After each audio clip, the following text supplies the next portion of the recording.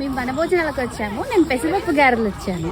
వనభోజనాలకు వచ్చాము, గారెలు తెచ్చాము. భోజనానికి వచ్చాము, వడలు తెచ్చాము. భోజనాలకు వచ్చాము, గారెలు ఉన్నప్పుడు చట్నీ ఖచ్చితంగా ఉండాలి కాబట్టి నేతి బీరకాయ పచ్చడి, చక్కెర పొంగల్. వనభోజనాలకు వచ్చాము, గారెలోకి టమాటా చట్నీ. భోజనాలకు వచ్చాము, నేను పులిహార తెచ్చాను. మేము వనభోజనాలకు వచ్చాము, నేను గుత్తి వంకాయ తెచ్చాను.